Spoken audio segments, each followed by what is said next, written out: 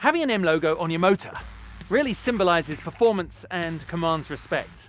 So, is the X6M worthy of carrying the badge?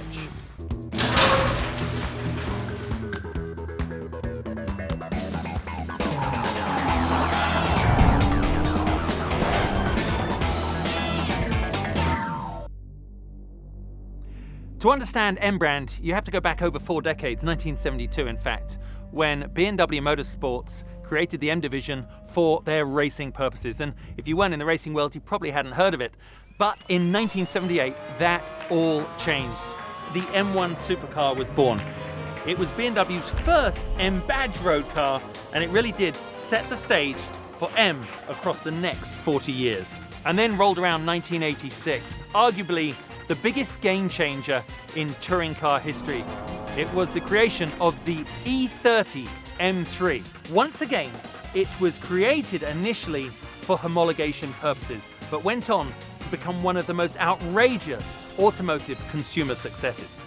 That leads me to this, the X6M.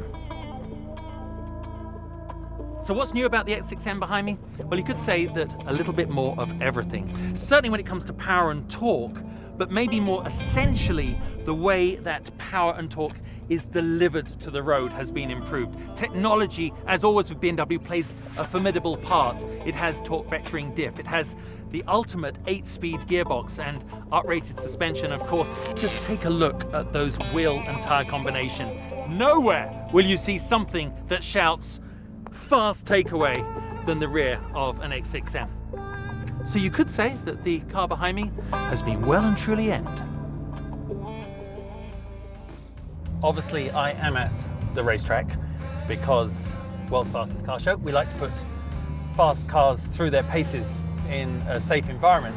You seem to be shifting gears an awful lot on the racetrack because you're reaching your ideal revs pretty swiftly, and BMW's new 8-speed Steptronic transmission is almost seamless in the way it matches the gears to exactly the conditions you're in.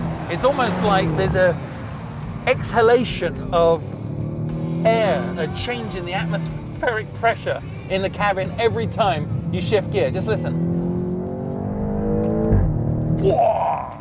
So as you can hear, that's the V8, 4.4 litres, the M twin turbo technology, powering it to what they say is limited at 155 miles an hour, but I have a feeling that unrestrained would take you an awful lot further past that. And you know, I just went into that bloody corner with opposite lock, sliding it in, controlling a 4-wheel drift in a car this big. I can't remember what I was saying. It doesn't matter. It probably wasn't important. Who gives a damn? I'm just having a good time. It's got 2% more horsepower and 10% more torque.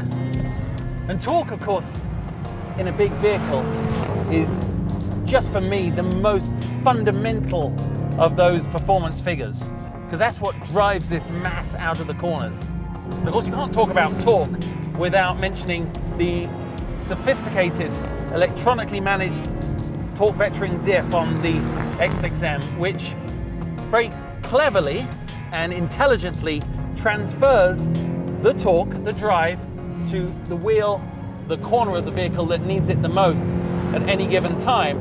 It is, however, not just electronics that contribute to the performance excellence and capabilities of this X6M. It is, of course, good old-fashioned mechanical engineering and development. They've got a new front double wishbone suspension. They have a self-leveling rear suspension. It stands alone. I just love that corner. It stands alone, really without competition. You know what? The X6M will forever remain an uncommon sight on our roads, and I think that's why I like it. Unique, individual, definitely one of a kind. Those 3 little words sum up 4 decades of the M brand, and now you can apply them to the X6M. I want one.